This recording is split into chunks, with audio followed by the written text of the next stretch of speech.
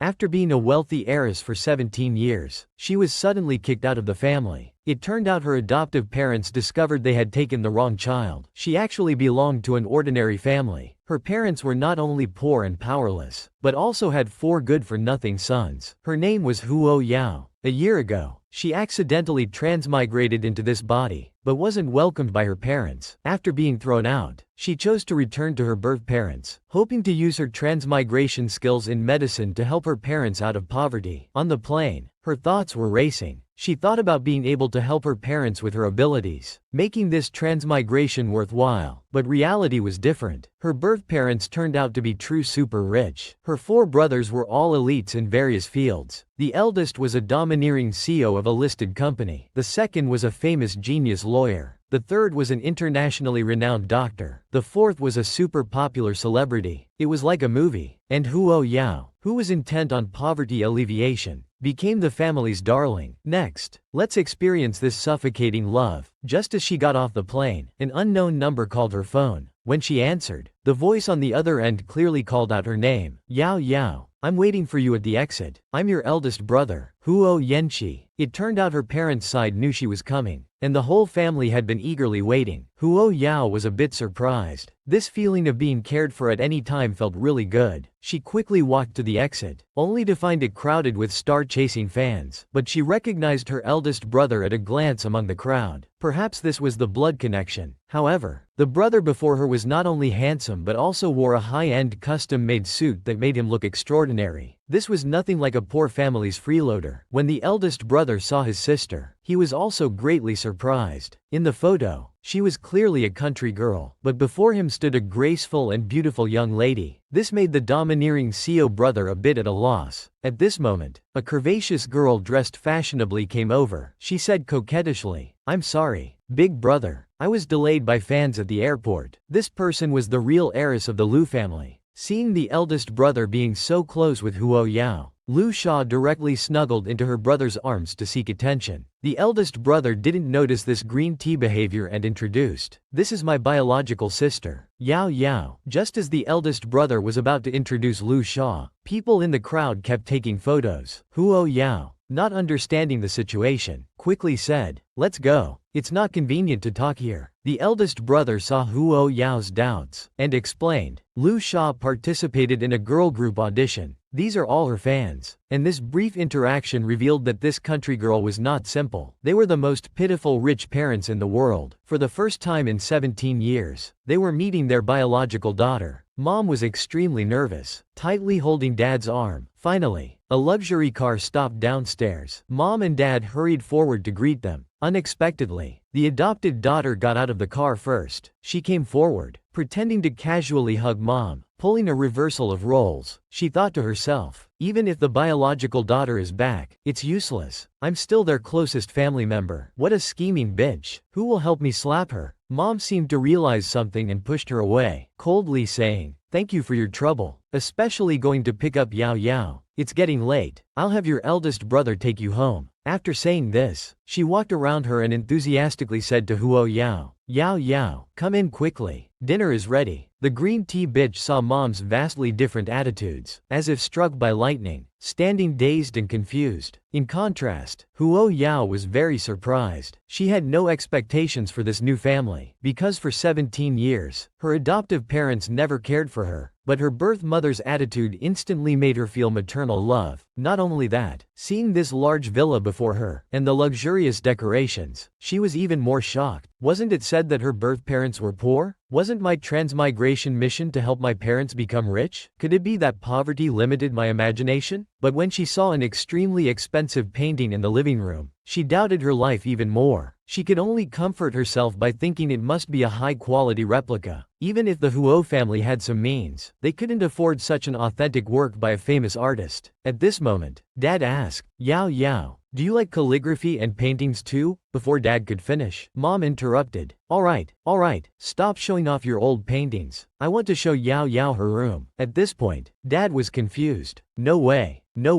You're calling antique paintings worth hundreds of millions junk? Mom took Huo Yao to the door of the room. This room used to be the fourth brother's. Now that you're back, it's yours. Mom has redecorated the room." As she said this, she pushed open the door. Entering the room, Huo Yao was stunned again. "No way. No way. Is this the legendary pink princess style?" Mom proudly said. "This was designed by a famous designer I hired at a high price." Then Mom opened the wardrobe. "These are all new clothes bought for you. Take a look and see if you like them. If you don't, Mom will get you another batch." Huo Yao was so shocked he almost dropped his jaw. "Are clothes bought in batches?" he slowly said. "Mom, tell me, does our family own a mine?" Suddenly, Mom hugged Huo Yao tightly. With tears streaming down her face, she said, "My dear daughter, did you just call me Mom? You finally called me Mom. I'm so touched." Mom didn't even hear about the mine. Her eyes only saw her dear daughter. His parents had never been this anxious before. Their daughter, lost for 17 years, came home today. Apart from guilt, they only wanted to make up for lost time. Mom decorated a special room for her daughter, and a whole wardrobe of new clothes. Dad learned that his daughter got into #1 high school. He gave her a card to use freely, with no limit. Though the family wasn't wealthy, Dad wouldn't let her suffer at school. Such approachable birth parents would make one doubt their life in surprise. Is this the legendary poor family? A black card at hand, and "spend as you like" on their lips. This is even more outrageous than if I had time traveled here. The next day, after Huo Yao returned from his morning run, Mom immediately came up and said,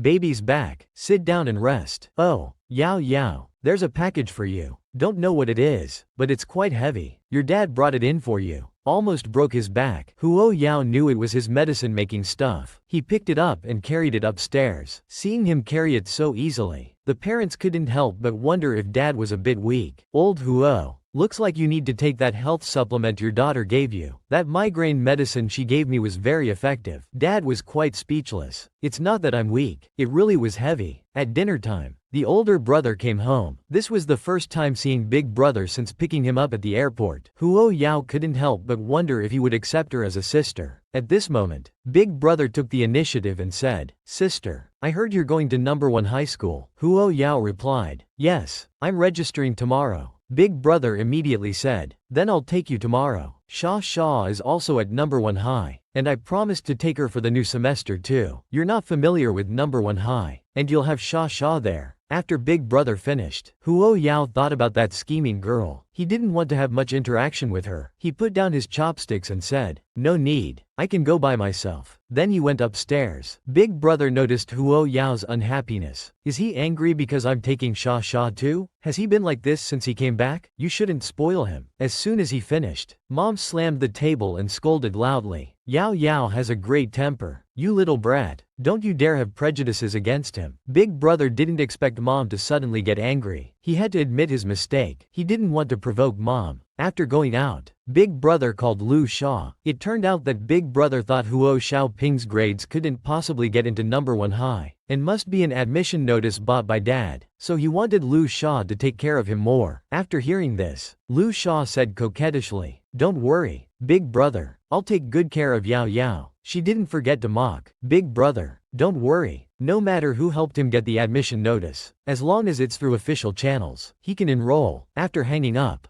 Big Brother let out a long sigh. Then he picked up his phone and searched how to get along with a rebellious sister. This older brother was really worried about his sister. But would Lu Sha, whom Big Brother trusted, really help him? Come back and give this stepmother a slap. Yang Nu Ming passed the transfer exam with full marks and could have transferred to the rocket class. But she told the homeroom teacher that Huo Yao was admitted through the back door because her biological daughter was in the rocket class. And due to her special status, the homeroom teacher, Teacher Wei, believed her without doubt. So she found the director of teaching and said her class was already full, and it would be better to arrange Huo Yao in another class. Just like that, she casually rejected Huo Yao. The director was about to persuade her, but Huo Yao, who was nearby, said, "If the teacher doesn't want me, I'll go to another class. It's the same wherever I study." Huo Yao's arrogant attitude further confirmed to Teacher Wei that he was an unruly student. The director finally warned, "Old Wei, this is the one you're rejecting.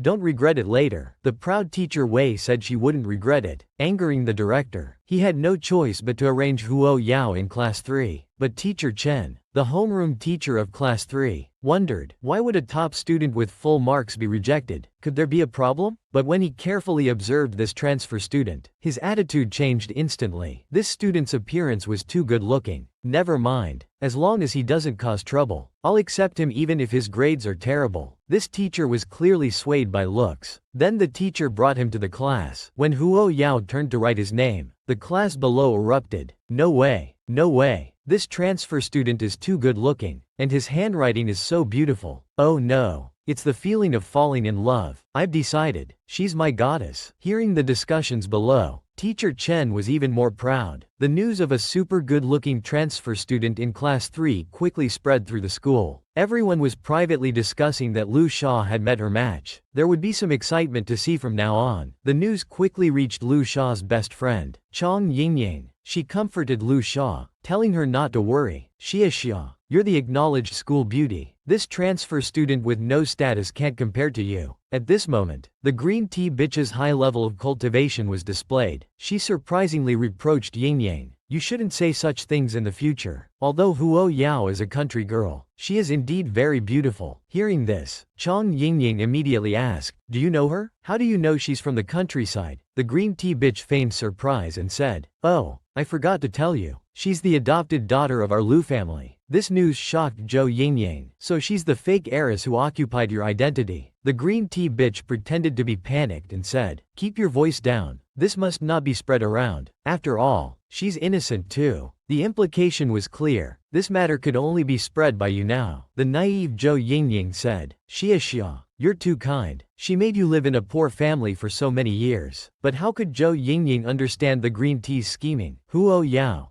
don't let me catch you slipping. I'll make sure you have an unforgettable school life. Do you like this kind of neighbor boy? When Huo Yao was kicked out of the house, he came immediately. What are your plans? I'm at your service anytime. No comfort, just companionship. Hearing that Huo Yao was going to find her birth parents, he took her to the airport. Huo Yao thought it would be a long farewell, given the distance between them. His name was Minyu, a hidden rich second generation. Long farewell? Haha. A few days later, when Huo Yao was registering at her new school, she was stopped at the gate by security. Students need to swipe their cards to enter. Huo Yao explained, I'm a new transfer student. I haven't got my student card yet. Is an admission letter okay? The security guard took the letter and said, wait a moment. I'll go to the academic affairs office to verify. But Huo Yao waited for half an hour without any news. So she asked another security guard, if he doesn't come back, do I just keep waiting? Can't you call the academic affairs office? The guard said, I'm new here. I'm not clear about these things. You'd better wait a bit longer. Huo Yao was very frustrated. As she waited anxiously, a white luxury car drove up. The window rolled down, revealing Minyu. Yao, why aren't you going in? He then invited Huo Yao into the car. Huo Yao was surprised to see Minyu. What a coincidence. How come you're at first high, and you can drive directly into the school? You're not a teacher, are you? Minyu smiled and said, do I look like one? Huo Yao stared at Minyu with wide eyes and slowly said, no, you don't. The school wouldn't dare hire such a handsome teacher. It would affect the student's studies. After getting out of the car, Huo Yao didn't forget to say thank you. Minyu sat in the car, watching Huo Yao's back, thinking to himself, this carefree girl, isn't she curious about my identity at all? On the way home after school, Huo Yao's phone rang. Just as she was about to answer, she heard, it's me. She looked up and saw it was Minyu. He said somewhat awkwardly, what a coincidence. We meet again. Minyu invited her to dinner, telling Huo Yao, your grandmother asked me to look after you. Huo Yao, remembering that only her grandmother truly cared for her before, anxiously asked, grandmother, is she all right? Minyu said, perhaps because of your departure, her mental state isn't as good as before. Go visit her when you have time. Then, Minyu asked, did you resolve the issue with the security guard this morning? Huo Yao replied, the homeroom teacher told me today. It was because the security guard had a sudden stomachache. But Huo Yao understood this was the work of malicious people. As Huo Yao got more agitated, Minyu stroked her head, comforting her. Young lady, don't be so serious. It's not cute at all. Hearing this, Huo Yao exploded. She pushed Minyu's hand away and said angrily, you're so annoying. Minyu just laughed heartily, because Wei Yao's angry face was too cute. The stepmother took out 300 yuan, asking Yang Lin not to bother grandmother anymore. Wei Ya was called to grandmother's house. Not having seen each other for a long time, they both missed each other. Grandmother was cooking delicious food for her. Wei Ya stood beside grandmother, chatting. "I've missed your cooking so much. Today I'll have 2 extra bowls." Hearing this, grandmother's face showed a long absent smile. Wei Ya thought to herself, "Grandmother's condition is worse than before I left. This must have something to do with the Lu family." Just as she was thinking what to do,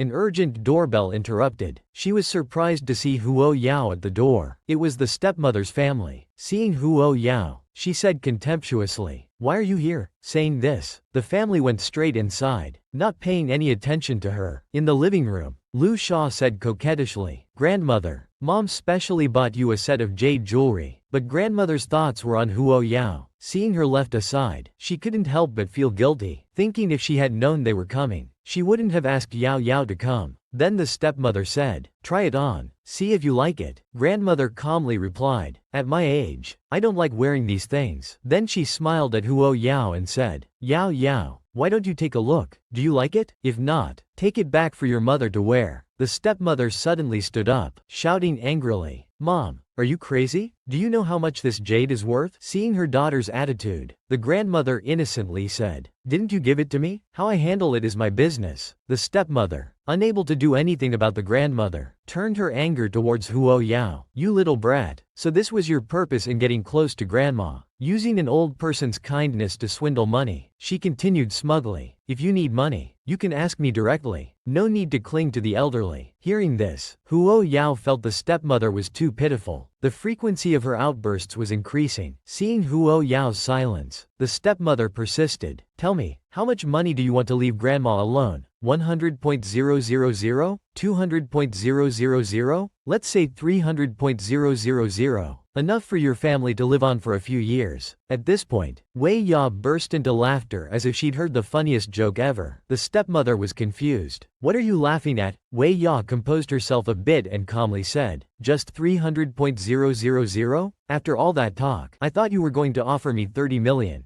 Ruo Yao continued, "If you don't even have 30 million, I wouldn't dare say those things earlier. It's too embarrassing." This wave of sarcasm and mockery left the stepmother fuming. In verbal sparring, Huo Yao was a professional. Afterwards, Huo Yao said goodbye to her grandmother and went home. The parents gave their daughter 10.000 in pocket money every day, just to prove they had no debts. But the daughter didn't want it because it caused her huge trouble. That day, when Huo Yao returned home, she noticed 2 strange men at the doorstep. Black suits, black sunglasses, black shoes, and black briefcases. They didn't look like good people. As soon as Ruo Yao entered the house, she found her mother reviewing documents. Seeing her daughter suddenly return, her mother became nervous. While tidying up the documents, she said anxiously, "Yao Yao, why are you back so soon? Didn't you say you were going to grandma's?" Huo Yao thoughtfully replied, "Grandma had guests, so I came back." At this moment, her mother took the last document from her father's hand and said with relief, "Is that so? Haven't eaten yet, right? I'll go make you something." Then she deliberately turned to her father and said, "Old Huo, take these things back to the room. I'll go cook." Seeing her father carrying away the documents, she couldn't help but think, "What's so important? They must be hiding something from me." So, pretending to help her mother wash vegetables, she casually asked, "Mom, we don't owe anyone money, do we?" Her mother was puzzled by the question. She asked confusedly, "No, why do you suddenly ask that?" Huo Yao had to be honest. "I just saw some men in black suits at the door. They looked menacing, like professional debt collectors." At this point, her mother secretly felt relieved. Her worries weren't unfounded after all. Those company people looked too intimidating. If her daughter knew they were company accountants, she'd surely suspect they were involved in illegal business. Her mother feigned calmness and said, "Maybe someone nearby borrowed from loan sharks." Loan sharks? Huo Yao instantly understood. Her mother, anxious, quickly finished her work and rushed to find her father. "Old Huo, it's over. Our daughter definitely suspects we owe money." The next day, while Huo Yao was chatting with classmates, she suddenly received a transfer notification from her mother. Another 10 yuan. Didn't she just get 10.000 for living expenses yesterday? Then her father sent a message, "Daughter, this is your pocket money." Her desk mate, seeing this, was shocked. "No way. 10,000 is just pocket money? And it's given daily? What kind of family? What kind of wealth is this? Don't believe rumors. Don't spread them. You're telling me ghost stories. No wonder people are crazy saying you bought your way into school. From now on, I'll call you Huge. Huge as in huge amount of money. Hearing this strange nickname, Huo Yao felt very embarrassed. Even, money sis, sounds better than that. But what she never imagined was that this was her mother's plan. From now on, I'll give Yao Yao 10,000 pocket money every day. This way, she won't misunderstand us, right? It'll also improve our relationship. It's killing two birds with one stone. Her father couldn't help but praise his wife. That makes so much sense. You're really clever. Who else has encountered such a good deskmate? Even though rumors about Huo Yao were spreading, he was angrier than the person involved. It turned out someone was spreading rumors that Huo Yao's grades weren't good and she got in through the back door. Meng Yang, hands on hips, indignantly said, "As your deskmate, I know you too well. You're just a bookworm who reads all day. How could you possibly have gotten in through the back door?" Seeing her deskmate defend her, Lu Yu felt warmth in her heart. Huo Yao calmly said, "Rumors end with the wise." Seeing Huo Yao so composed, Meng Ying became even more anxious. You can be aloof, but this is about reputation. We must find a way to prove it. Huo Yao stared blankly at the naive Meng Ying. He excitedly said, "That's it. There's an international knowledge competition. From city level to provincial to national. The top 3 can participate in the international competition. We don't expect you to win, but passing the city preliminaries would be enough to prove your ability." Listening to Meng Ying ramble on, the indifferent Huo Yao kept yawning. She had no interest in competitions. Then she just lay her head on the desk and fell asleep. This worried her concerned deskmate even more. "How can I save you from your indifference, my dear?" Soon after, the homeroom teacher called Huo Yao to the office. He said directly, "You just transferred here. I wouldn't recommend you participate in this competition, but since you've already signed up, I respect your choice. However, you must ensure that you don't fall behind in your studies." Huo Yao was stunned upon hearing this. Thinking of Meng Ying's recent behavior, she wondered, could he have signed me up? Huo Yao asked, "Teacher, how much prize money is there for first place?" The teacher replied in surprise, "There's no prize money, but there's a chance to get a guaranteed admission to Tsinghua University." Hearing there was no money to be made, Huo Yao lost interest. After she left, the teacher became uneasy. "I feel like he's participating for the prize money." But then he thought, "I must be out of my mind," mentioning guaranteed admission to a student who got in through the back door. As the list of participants was published, the news that the transfer student from class 3 who got in through connections was participating caused an uproar in the school. Does he think he can use connections for a national competition too? I bet he won't pass the preliminary exam. Oh my. Our #1 high school is going to be embarrassed nationally this time. Various rumors spread wildly throughout the school. At this time, Meng Ying was very surprised. "Yao Yao, weren't you not interested in the competition?" Huo Yao was confused. "Didn't you sign me up?" Meng Ying said puzzled. "No, I didn't, although I hoped you would go. I didn't have your consent." Huo Yao was stunned. So the question is, who signed Huo Yao up? See you in the comment section. Having such a straight-laced CEO brother is really bad luck. Feeling sorry for Huo Xiao for a second, after Huo Xiao finished running and returned home, her brother was staring at her intently. Yao couldn't help but ask, "Big brother, you keep staring at me. Is there something you want to say?" Her brother coughed dryly and said sarcastically, "I heard from Sha that you're participating in the knowledge competition. Don't you know how tight the study schedule is for senior year?" Hearing it was Sha again, Wei Yao became angry and interrupted her brother. What else did he say? Her brother avoided the main issue and said, "You're different from Sha. He's aiming for Tsinghua's guaranteed admission. But with your grades, participating in the competition is meaningless." At this moment, Huo Yao felt really hurt. Even if the whole school didn't trust her and called her a person with connections, she could ignore it. But she never expected her own brother to believe others and doubt her. She coldly said, "So big brother means I'm not qualified to participate?" Her brother tried hard to explain, "That's not what I meant. I think people shouldn't aim too high. They should focus their energy on the right things." As her brother got more carried away, he suddenly realized his words might be too harsh. Forget it, let her be. It's just a competition," her brother said helplessly. "I'll hire a tutor for you. My friend works at the Cultural Education Association." These words once again deeply hurt Huo Yao. Why would he assume her grades were so bad that she needed someone else's tutoring? She angrily replied, "Thanks, but I don't need it." Her brother tried hard to explain, Do you know how much help you could get from the Cultural Education Association's guidance? Then he thought his sister grew up in a small county and probably knew nothing about the association. He turned to leave, saying, "Forget it. Do as you like. You won't listen to anything I say. Let's pretend I said nothing." After her brother left, Huo Yao sent a message to the mysterious person. Is the Cultural Education Association very powerful? In a research institute in Beijing, someone saw the message and thought to himself, why is the big shot suddenly interested in the Cultural Education Association? He immediately replied, the Cultural Education Association is a talent incubator, specializing in recruiting talent for various universities. Then he asked concernedly, do you have a child in school? My senior is a director at the association. I can help you contact him. This polite manner surely meant he was treating the other person as a respected big shot. At this time, Huo Yao was a bit confused. Did he misunderstand and think she was a child's mother? Then another message came. There's a large auction in Beijing's black market in a few days. Weren't you always looking for top grade 7-leaf lotus? You could try there. I'll give you my invitation. At this moment, the young man was hoping to leave a good impression on the big shot. But when he saw Huo Yao's reply, no need. I don't have time because of school. He felt his perception shatter. He spat out a mouthful of water. What, a student? Am I hallucinating? Isn't the big shot an elderly person? Well done on this one. Huo Yao slept soundly at the national competition venue.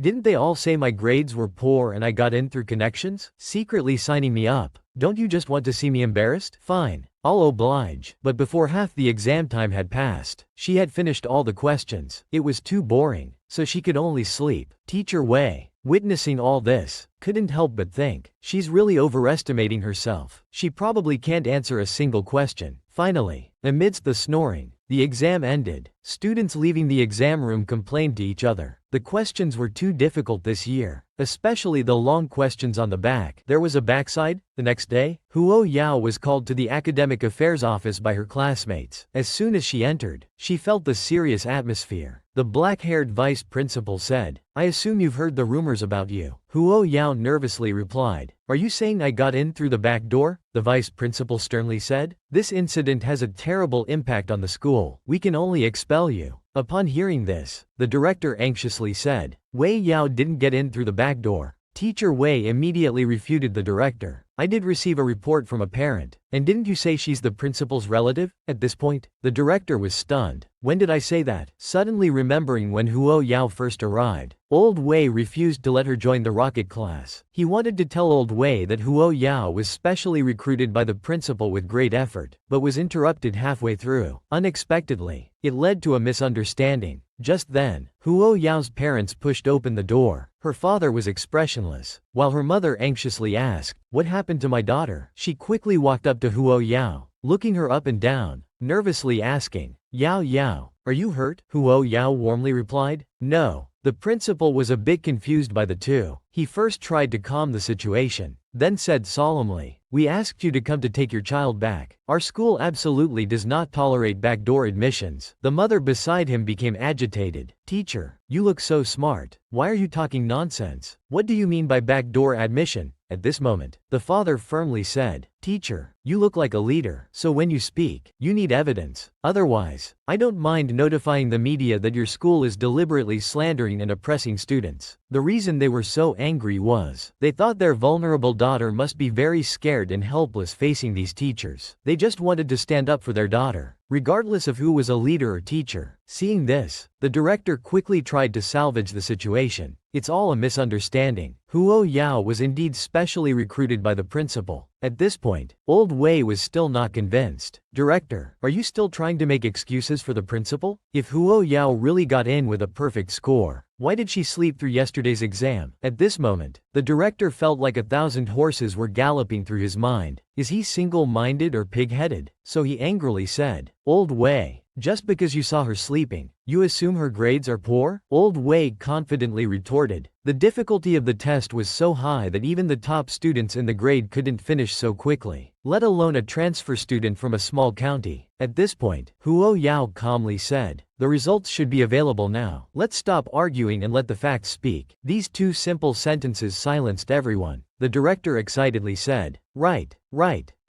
I'll check right away. When the results appeared, the whole room fell silent. A perfect score. outperforming all others. The siblings met for the first time in 17 years. The brother immediately gave his sister 200 yuan as pocket money and apologetically said, "I came in a hurry and didn't prepare a gift. I don't know what you like either. Take the money and buy something for yourself. If it's not enough, ask fourth brother for more. The monthly limit is 200.000. I'll transfer more tomorrow." These seemingly brief sentences clearly indicated his identity, status, and stance. Huo Yao was so shocked by her brother's extravagant gesture that she was momentarily speechless. Is this the Huo family's hereditary gene? Giving money to people for no reason? Mom was pleased to see her son inheriting the fine tradition. She never expected the eccentric fourth son to be so good to Yao Yao. Speaking of which, Mom quickly pulled the two to eat. Not having seen him for days, Mom noticed that fourth son Huo Shang had lost a lot of weight, which worried her greatly. She reminded him again, when working outside, you must eat on time and take care of your health. Huo Shang, with his back to Mom, softly agreed. Seeing her son's evasive gaze, Mom hesitated to speak. Her intuition told her that her son seemed to be hiding something from the family. Indeed, mothers always understand their children best. Just one glance and she noticed something was wrong. Huo Shang is a popular artist. He has incredible talent in music and dance. He should have been a born stage king, but an accident caused nerve damage, preventing him from performing on stage. Since then, Huo Shang began to self-destruct. He felt like he was useless, silently bearing everything. Gradually, he became afraid to face his parents at home. Fortunately, his manager agreed and kept encouraging him. Medical science is so advanced now. Someone will be able to cure your injury. But Huo Shang was very clear about his condition. He couldn't see any hope. Learning that his sister, whom he hadn't seen for 17 years, had returned, he forced himself to come home. He endured the pain throughout, trying his best to act as if nothing was wrong. But how could this escape the eyes of his family? At night, Mom told Dad, "I feel like there's something off about fourth son. Is he hiding something from us?" Dad comforted her. "If you're worried, call fourth son's manager tomorrow and ask." Mom replied, "All right, otherwise I can't stop worrying." On the other side, Huo Yao wasn't sleeping. She also felt that fourth brother's condition wasn't normal. Fourth brother clearly wasn't an ordinary person, yet she had never heard any news about him. So she searched online, but couldn't find a single piece of news about him. This doesn't make sense. As a top computer expert, she contacted the internet's oracle. "Please help me look up a person. Perhaps this is what blood relations are about. When you're trying your best to protect your family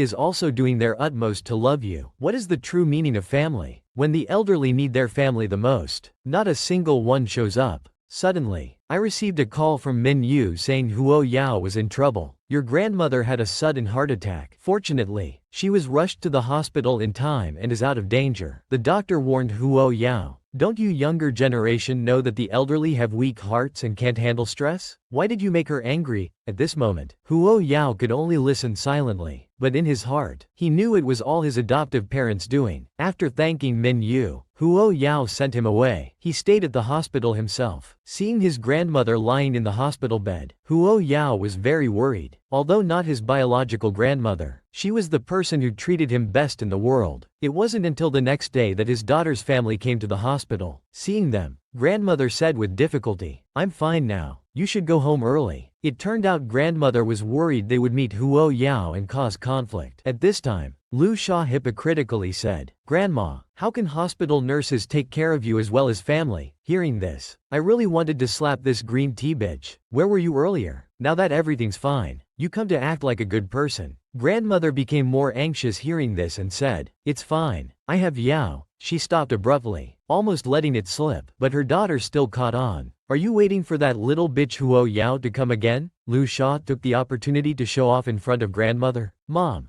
don't say any more. If grandmother wants Huo Yao to come take care of her, I'll call and ask her to come." The mother was exasperated. She snatched Lu Sha's phone. "What are you calling for? You pushed back important company events to see grandmother, and now you're calling that dead girl? Are you stupid?" This scene was just witnessed by Huo Yao. He walked in while applauding, smiling. He said, "Such a strong urge to act so early in the morning. Are you performing a family drama?" Seeing Huo Yao, Yang's mother said with disgust, "Why is it you again?" At this time, grandmother said, "Yao Yao has been watching over me all night." Just as Yang's mother was about to step forward, she was pulled back by Lu Sha, who didn't want a direct confrontation. At this moment, Lu Sha secretly vowed, "No matter what I do, Grandmother never looks at me properly. It's all because of you. Huo Yao. I'll make you pay. The brother, seeing his sister being put down in front of this adopted daughter, couldn't help but mock. Is this still my stupid, cowardly sister? You've grown some skills in just a few days. So he stepped forward and provoked. Coward. You don't even greet me when you see me? But Wei Yao simply ignored him. He angrily said, I'm talking to you. Are you deaf? As he was about to spill the water Wei Yao had just poured for grandmother, Wei Yao grabbed his hand. With a counter grip, she subdued him. If your mom didn't teach you how to behave, I don't mind teaching you. The best way to deal with a brat is absolute suppression. The chastised brother ran away in anger. The adoptive mother followed him out. Seeing this, Lu Shaw also said goodbye to grandmother, leaving only a helpless grandmother behind. Is this what family is supposed to be? The fed-up Huo Yao finally confronted her adoptive mother. Xiao Man, I've let things slide before for grandmother's sake. Next time, don't blame me for not being polite. The adoptive mother, frightened by Huo Yao's demeanor, fell back into a chair. It turned out grandmother's sudden hospitalization was caused by the adoptive mother. Huo Yao asked grandmother, why haven't you been taking the medicine I gave you lately? Grandmother said miserably, Xiao Man took away all the medicine. She wouldn't let me take what you gave me. At this moment, Huo Yao fully understood grandmother's predicament. He didn't know why his adoptive mother was so hostile towards him. Grandmother was truly caught in the middle. So he told grandmother, if you run out of medicine in the future, just call me directly. As he said this, he took grandmother's water cup and placed it on the table, casually asking, why was it Minyu who brought you to the hospital last night? Grandmother, still shaken, said, I might have accidentally called her when I fell ill last night. Then she turned to Huo Yao and said kindly, Teacher Xiao Ming is a good person. Not only did he tutor you to get first place, but he also helped grandmother. At this point, Huo Yao could see that Li Yu had been working on grandmother. When did he become my tutor? Meanwhile, sitting in the car, Li Yu suddenly sneezed. The driver quickly asked with concern, Master, are you feeling unwell? Li Yu gently shook his head. On the other side, the adoptive mother confronted Huo Yao aggressively. I'm asking you, what exactly are you giving the old lady to eat? Huo Yao stood with hands on hips, calmly saying, what? Is there a problem with my medicine? Yang's mother angrily said, you dare give a 70-year-old woman these questionable products with no certification? Are you trying to kill her? Huo Yao, facing the unreasonable Yang's mother, turned and said, do you know how much my medicine is worth? At this moment, the adoptive mother recalled her earlier conversation with the doctor. Has the old lady been treated at another hospital or taken some medication? To treat angina to this degree, the effect is truly remarkable. Now she had some doubts. It couldn't be that this nasty girl's medicine had such an effect, could it? But out loud she said, don't be ridiculous. How much could a rural remedy be worth? She lied, saying, moreover, I showed it to a doctor, and they said this kind of folk remedy is just a slow-acting poison. The old lady's health indicators were already stable, but she ended up in the hospital because of your medicine. She didn't forget to threaten Huo Yao. If anything happens to the old lady, you'll be the culprit. Huo Yao was confident in her pharmaceutical skills. She knew this was all the adoptive mother's sophistry. For the sake of grandmother's health, she had to address this issue head-on. So she shouted angrily at her adoptive mother. Who exactly caused grandmother to fall ill? You know very well in your heart. I'm warning you for the last time.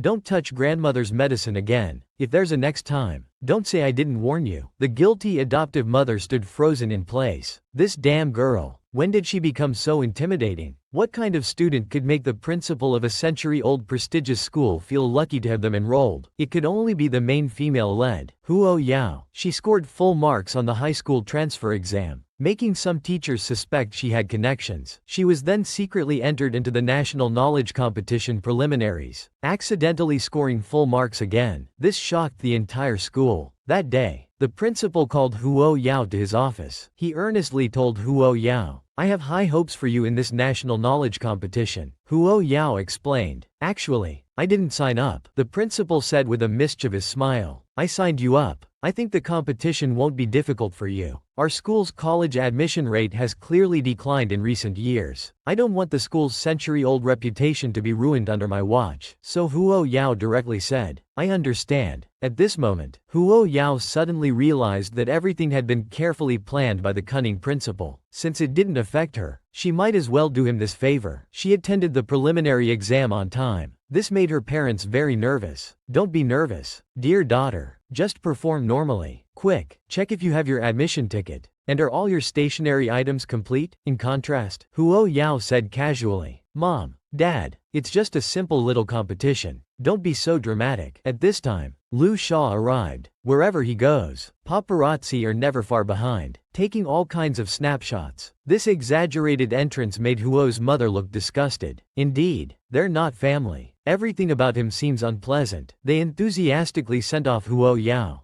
Good luck, sweetie. We'll wait for you at the entrance. At this moment, Mom suddenly thought, the eldest hasn't shown up since he learned Yao Yao got first place. What's he been up to? Dad laughed and said, he probably misunderstood Yao Yao's grades weren't good, and now he's too embarrassed to show his face. Little did they know, at that moment, someone who looked like the older brother was secretly watching Huo Yao enter the exam room from a distance. Half an hour later, one person's actions in the exam room clearly affected other students, inevitably causing complaints. How can the gap between people be so large? Yes, it was Huo Yao again. While others hadn't even finished half, she had already turned in her paper early. Next was the on-site interview. She happened to draw the 3 questions with the highest difficulty coefficient, but the reality left the invigilators stunned. She solved them in just 2 minutes. This kind of abnormal thinking logic is definitely that of a genius. Great. Our country has a chance to win an award in this year's international competition. When Huo Yao walked out of the exam room, her parents nervously asked, Daughter, why are you out already? Huo Yao calmly replied, the questions were too simple. I came out after answering them. Her parents were a bit dazed at this point and could only say, Daughter, you must be tired from the exam. Let's go. We'll treat you to a big meal. The siblings met for the first time in 17 years. Just because Huo Yao called him second brother, Huo Tingray instantly melted. This second brother sounds so affectionate. It must be the most pleasant title in the world. Quick, little sister, call me second brother again. While Huo Yao was confused, the second brother, lost in the moment, suddenly thought, oh no, I came in a hurry and didn't bring a gift for little sister. How about this? I'll send you a red envelope first, and tomorrow I'll take you to choose a gift. Needless to say, it was another 200.000 yuan pocket money. At this point, Huo Yao was quite speechless, transferring money at the drop of a hat. Indeed, a hereditary skill of the Huo family. On the way home, Lu Sha happened to see Huo Tingray pass by. She called him. Receiving the call, Huo Tingray directly asked, is there something? Lu Sha nervously said, nothing. Just wanted to ask if you're back from your business trip. Huo Tingray replied, not yet. The company has many cases. Might not be back so soon. At this moment, Huo Yao said disappointedly, is that so? Let me know when you're back. I'll pick you up at the airport. Huo Tingray casually said, okay, I have something to do. Talk later. Lu Sha, who hung up the phone, was devastated. He's clearly back. Why lie to me? Undeniably. With his own sister around, Huo Tingray became arrogant. Back home, he wanted to chat with Huo Yao, but felt dizzy. Seeing her second brother constantly rubbing his head, Huo Yao asked concernedly, second brother, are you not feeling well? Huo Tingray took off his glasses and said embarrassedly, it's nothing. Just an occupational hazard, when mental energy is consumed too much. Hearing this, Huo Yao immediately went upstairs. Soon she handed her second brother a bottle of medicine, saying, this is a tonic for qi and kidney, guaranteed to work. The second brother held it, feeling better just from the smell of the medicine, so he eagerly took 1 pill. After taking the medicine, the second brother felt reborn. His head didn't hurt, his shoulders weren't heavy, and his limbs had strength. He could easily climb 5 floors without a problem. I can't control it anymore. Let's party, shall we? So he started dancing on the spot. The second brother's sudden change shocked Huo Yao. Shouldn't he be a cold and elite lawyer? Did I prescribe the wrong medicine? Mom couldn't bear it anymore and angrily scolded. Second son, what are you doing? Seeing his parents, he immediately returned to normal. Then he explained, the medicine little sister gave me. After taking it, I feel so relaxed. Dad sternly said, that's no excuse to behave like this, twisting around like that. What if you scare your sister? At this moment, Mom quickly came to Huo Yao's side and gently said, Yao Yao, your second brother has always been like this. He usually acts all proper, but he's actually quite mischievous. You'll get used to it. The second brother suddenly asked, little sister, where did you get such amazing medicine? Huo Yao said somewhat awkwardly, I know a friend who studies medicine. She couldn't say she was a medicine god, could she? Da Sha. Do you know how many points that foreign girl in your family scored in the preliminary exam? Da Sha's best friend said with a worried face. Out of 210 points, she actually scored 200. Indifferently, Lu Sha heard this and nervously broke her pen refill. 200 points. How is that possible? Something must be wrong. On the other side, her desk mate excitedly hugged Huo Yao. Oh my god, Shu Jia, you're amazing. 200 points. Are you a genius? But at this moment, Huo Yao was a bit upset. That's not right. I made sure to answer all the questions correctly. Hearing her say this, her desk mate didn't know what to say. Perhaps this is what being speechless means. Just as Huo Yao was confused, the school broadcast sounded. Please, Huo Yao, come to the principal's office immediately. As soon as she entered, the principal warmly greeted Huo Yao, saying, "Come, let me introduce you. These two are members of the Cultural and Educational Association. This is Mr. Tian Yi, the Secretary General of the City Association, and this is Mr. Zhao Lian, an honorary member of the General Association." Huo Yao politely said, "Hello," but thought to herself, what does the Cultural and Educational Association have to do with me? Isn't that just a place for big shots in the education world? After everyone was seated, the Secretary General said, "Student Huo Yao, the problem-solving method you used in this exam is different from what the school currently teaches. Did you get guidance from a famous teacher?" Wei Yao was stunned by the question and slowly said, "No." Then she asked, "Does the 10 points I lost have anything to do with this?" The Secretary General, seeing that Wei Yao had immediately identified the issue, couldn't help but admire. "What a sharp young girl," he continued. "Yes, your answers were completely correct, but the solution method for the last two questions was beyond the syllabus, so points were deducted accordingly." When Wei Yao learned the truth was like this, she nearly broke down on the spot. Is there any justice? Knowing more means points are deducted? The honorary member, Professor Zhao, comforted her. International competitions don't consider syllabus limitations. Do you have the confidence for that? The Secretary General hadn't expected this honorary big shot to place such high hopes on a novice young girl. It was incredible. He was a biology professor at Tsinghua University and had numerous resources in Beijing. When Wei Yao heard there were no restrictions in international competitions, she immediately became interested. Excitedly, she asked, "Professor Zhao, are there many experts in international competitions? Will we encounter many interesting problems?" Seeing Huo Yao's innocent look, Professor Zhao answered with satisfaction. Of course, Huo Yao felt like she had found a space to showcase her abilities. She could finally perform to her full potential. She couldn't help feeling confident again, but the happiest among them was still the principal. It seemed this year's international competition would be exciting. If they won a big award, the school's reputation would rise to a new level. The wealthy adoptive mother might as well be forgotten, just because the adopted daughter was good to her grandmother. She thought she was deliberately getting close to trick the old lady for money. When grandmother was hospitalized, she needed day and night care. This day, the hospital director came to the ward to inquire about grandmother's medication situation. The adoptive mother happened to witness this. Seeing the director, she anxiously exclaimed, "What's wrong? Has my mother's condition worsened?" The director smiled and said, "No, we're just inquiring about what medication the old lady is using." Before the doctor could finish, hearing about medication, she directly shouted at Huo Yao in exasperation, "You gave my mother folk medicine again, didn't you? Didn't I warn you? Are you trying to kill my mother?" At this point, the doctor helplessly said, "Mrs. He, you've misunderstood. There's nothing wrong with Miss Huo's medicine. In fact, without her medicine, the patient would have to be in the intensive care unit." Hearing the director say this, the adoptive mother was instantly embarrassed. Red-faced, she asked, "Director, are you sure you haven't made a mistake? This adopted daughter of mine grew up in the countryside. She doesn't know anything. How could she buy any good medicine?" The director, however, said seriously, "Are you questioning our medical standards?" The adoptive mother, who had misspoken, quickly smiled apologetically and said, "That's not what I meant." The director left with one last sentence, "Mrs. He, don't let prejudice blind you." Seeing the director leave unhappily, the adoptive mother directly pointed her anger at Huo Yao. "You're happy now that you've made me lose face in front of the director, aren't you?" Huo Yao said helplessly, "I've told you about this value before." But the adoptive mother saw this as Huo Yao's provocation. She angrily left. All of this was seen by the grandmother. She tightly held Huo Yao's hand and said with self-reproach, "Child, I'm sorry you've been wronged." Wei Yao comforted her. "Grandmother, I don't take it to heart. You don't need to blame yourself. The more Huo Yao said this, the more upset grandmother felt. Yao Yao is too kind, for the sake of my feelings. She doesn't even defend herself when misunderstood by Xiao Man. She's suffered too many grievances. It seems I need to make up my mind. Wei Yao brought her fourth brother to visit grandmother. Grandmother was very happy. While Huo Yao went to the bathroom, she earnestly told the fourth brother, Yao Yao has never received parental love since she was young. I'll leave everything to you from now on. Fourth brother feels strange. He can only say seriously that Yao Yao actually loves you very much. Even though she's returned to our family, you'll always be her closest person.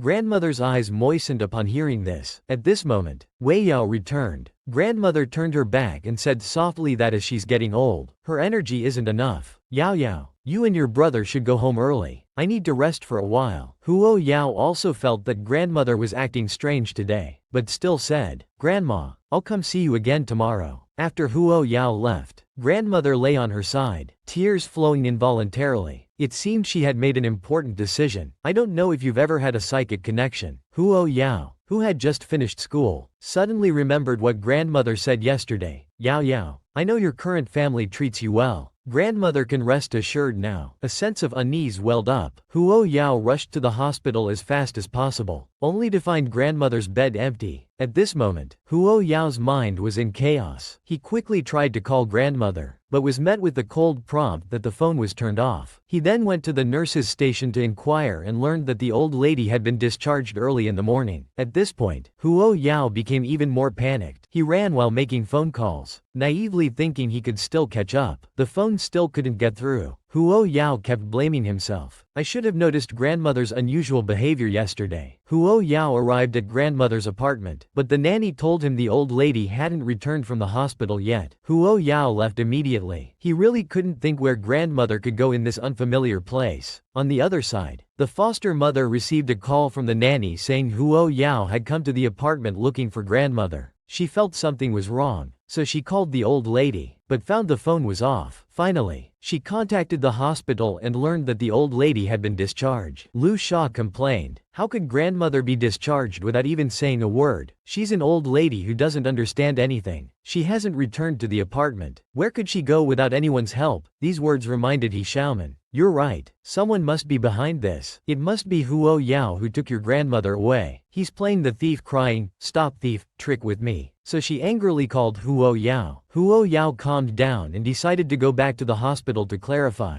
The nurse saw him return and hurriedly said, I'm so sorry. We were too busy and forgot. This is what the old lady asked me to pass on to you. After receiving it, Huo Yao found it was a letter. It turned out grandmother had gone back to her hometown. Huo Yao couldn't help but think, grandmother must have been very sad when writing this letter. Just as Huo Yao was feeling down, Minyu's voice came through. This expression is truly rare to see. Seeing Minyu, Huo Yao asked, how come you're here? Minyu answered irrelevantly, if I weren't here, how could I see your weak, helpless, and pitiful side? He stood up and walked directly in front of Minyu, slowly approaching him. Yin Yu saw the peerless beauty up close for the first time and was unconsciously speechless. Huo Yao pretended to be angry and said, afraid your eyes aren't working well? I'll come closer so you can see clearly. The sudden pressure made Min Yu surrender directly. Alright, I was wrong. Huo Yao then asked, you helped grandmother get discharged, didn't you? Min Yu confessed directly. She didn't want your family to be caught between her and the Lu family, so she asked me to send her back to her hometown. Knowing grandmother had safely arrived home, he felt relieved. So Min Yu voluntarily offered to take Huo Yao home. At the doorstep, Huo Yao realized his phone had long been out of battery. He thought to himself, hoping he wouldn't get scolded for coming home so late. But as soon as he entered, his eldest brother Huo Yanqi shouted at him, Huo Yao, you've gone too far this time. Is the much-loved Huo Yao about to fall out of favor? The eldest brother actually got angry at Huo Yao. He had just entered the house, and the eldest brother immediately shouted at him, Huo Yao, you've gone too far this time. His tone was harsh, his attitude aggressive. Dad couldn't stand it and angrily reprimanded the eldest. You calm down. But the eldest brother didn't hold back. He crossed his arms and questioned Huo Yao. I'm asking you, Where did you take Sha Sha's grandmother? How could you take her away without saying anything? The confused Huo Yao finally understood what was happening. He asked perplexedly, I'm curious, who told you that I took the old lady away? Lu Sha? The eldest brother avoided Huo Yao's gaze and said softly that she had just made a phone call. After hearing this, Huo Yao was furious. He said disappointedly, just one phone call, and you say I took her away. Now I'm telling you, I didn't take her. Who do you choose to believe? Seeing Huo Yao's determined expression, the eldest brother didn't know how to answer. He could only say, then why didn't you answer Lu Jia's call? Isn't that just inviting their suspicion? At this moment, Huo Yao was extremely helpless. I was busy looking for her. How could I waste time talking to them? Then he took out his phone and calmly said, see, it's out of battery. The eldest brother was at a loss after seeing this. The second brother stepped forward and said, sister, that foster mother wasn't good to her anyway. It's normal not to answer her call. Mom also chimed in, agreeing with the second son. That's right, if it were me, I wouldn't just not answer. I'd have blocked her long ago. Just as the whole family was trying hard to defend Huo Yao, the eldest brother's phone rang. It was Lu Sha calling. Lu Sha said coquettishly, big brother, grandmother has been found. She went back to her hometown by herself. I'm sorry, my mom misunderstood Huo Yao. It's my fault for coming to you first. I hope I didn't cause any misunderstanding between you. Look at this green tea bitch. Who's going to slap her face this time? Before big brother could react, Huo Yao said with relief, now the truth is out. It's fine. I'll go upstairs first. At this moment, big brother wanted to say something, but in the end, he didn't have the courage to speak up. Second brother, seeing this, said to big brother, we know you've been closest to Lu Sha since childhood, but I want to remind you of something. Yao Yao is your blood relative. He patted big brother's shoulder and walked away disappointedly. Mom also added, eldest son, your prejudice against Yao Yao is too deep. You should trust your sister more. At this moment, big brother was a bit overwhelmed. He sat alone on the sofa, with various scenes flashing through his mind. Yes, I jumped to conclusions without distinguishing right from wrong. I prejudged my little sister. After all, I just didn't trust her. At this moment,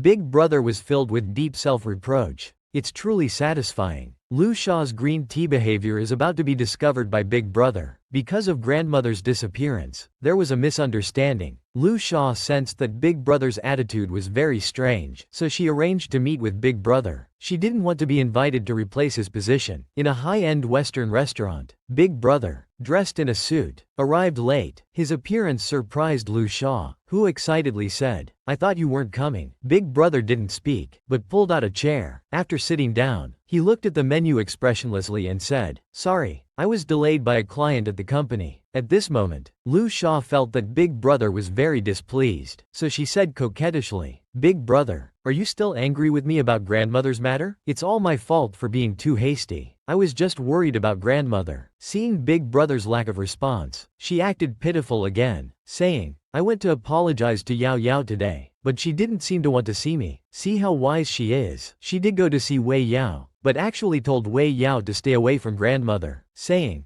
don't be too greedy. Wei Yao indeed disdained to respond, only replying, there are few people in your Lu family. You keep trying to get attention in front of me. I'm actually happier this way. But this scheming bitch told big brother that she went to apologize. Big brother, who had gone through deep self-reflection, had already straightened out his values. At this moment, he thought that if it were his little sister, she probably wouldn't even bother to explain, so he casually said, it's in the past. Yao Yao won't take it to heart. Let's not talk about it. Let's order. After dinner, big brother still politely sent her home. Big brother didn't leave immediately. Leaning against the car, he once again engaged in self-redemption. I always thought that a brother should protect his sister. I never thought I would doubt Sha Sha. But is the current Sha Sha still that pure and kind sister? Perhaps from this moment on, the real Huo family's big brother, Huo Yanqi, is coming back. Lu Sha returned home contentedly. As soon as she entered the door, her brother mocked her. Oh, back from a date with your boyfriend? Lu Sha angrily said. Don't talk nonsense. That was the Huo family's big brother. The unfortunate brother continued. It's really rare. When you first came back to this family, you looked down on the Huo family. How come you're treating them like a castle now? Are you playing face-changing in Sichuan opera? Lu Sha was so angry she couldn't speak, but she didn't dare to do anything as her mother favored this good-for-nothing Mr. Lu, seeing this, calmly said, "Alright, both of you say less. It's good to know gratitude, but it's better to have less contact with some people to avoid lowering oneself." Lu Sha could only reluctantly agree. Seeing her brother and Mr. Lu's distorted values, she felt relieved. Huo Yao got the first place in the school but angered the Chinese teacher. She pointed at the score angrily and calmly roared, "Come on, Huo Yao. Give me a perfect explanation. Why did you get full marks in all other subjects but only 92 in Chinese? The full score is 150. This isn't just being weak in one subject. You have an issue with me. Now I've become famous in the school. I'll give you two choices. Either improve your score or come to my house for tutoring." At this moment, Huo Yao sighed, looking embarrassed. She couldn't explain anything, only feeling that Chinese was really difficult. Just as Huo Yao, who had been scolded, walked out of the school gate, she was blocked by Lu Ziming. He came prepared with 3 helpers. At this time, Lu Sha and her best friend happened to pass by. Seeing Huo Yao surrounded by students from another school, her friend gloated, "Just transferred and already offended students from another school. This is called karma for a bitch." Lu Sha immediately recognized her brother among them, but she coldly said, "I'm not familiar with Huo Yao. Let's go. Don't meddle in others' affairs." Just as the 4 were being arrogant and domineering, Huo Yao, who had fire in her heart, directly grabbed Lu Ziming's ear and began psychological counseling. "You're so young and not learning good things. If your parents don't teach you, then I will." Lu Ziming cried out in pain and quickly called his brothers to act. At this moment, Huo Yao clenched her fist. With just one look, the 3 immediately became cowards. Then she started lecturing Lu Ziming. "I'll teach you to skip class. I'll teach you to surround classmates and bully the weak. Now you're being beaten and don't dare to fight back. Are you happy?" Lu Ziming, being educated, quickly begged for mercy. The group walked dejectedly on the road and were seen by Lu Sha, so she had the driver call them to the car. Lu Sha pretended to be surprised and asked, "How did you end up here?" Lu Ziming, shocked, said, "You saw everything? I'm warning you. Don't tell anyone about today. Otherwise, I'll make you pay." Lu Sha said disdainfully, "Lu Ziming, you're 15 years old now. Can't you be a bit more mature?" Hearing Lu Sha come in to lecture him, he mockingly replied, "Someone who needs to cheat to get good competition results is lecturing me about maturity?" At this moment, Lu Sha nervously pressed on the document folder. Seeing this, Lu Ziming continued, "I almost forgot. You've already got the answers, right?" It turns out Lu's father arranged for a literary association director to tutor Lu Sha and give him review materials, which Lu Ziming overheard. Seeing Lu Sha so nervous confirmed his suspicions. At this moment, the mischievous Lu Ziming had an interesting idea. Rather than letting this annoying person cheat with the answers, why not? Will the young lady get scammed at the herbal medicine black market? Wei Ya arrived at an herbal medicine shop and politely asked, "Do you have any Peacock Country Old Mountain Sandalwood?" The shopkeeper, wearing reading glasses, hunched over, politely replied, "Yes, we do. Please wait a moment." Then he took out the herb, carefully holding it with both hands. He said, "Old Mountain Sandalwood is not easy to come by. I only have this much of the new mountain sandalwood. You need to examine it carefully." Seeing this, the shopkeeper quickly explained with a smile, "Don't mind that the new and old names are different. The medicinal effects are the same." Huo Yao's lips curled up as she pretended to seriously say, "So-called new material is produced outside of the Peacock Country." Then she said sternly, "Boss, you're using sandalwood from other regions to pass off as Peacock Country's Old Mountain Sandalwood. The price difference is dozens of times. I'm going to report you to the Consumer Association." Hearing this, the boss immediately tried to smooth things over. No,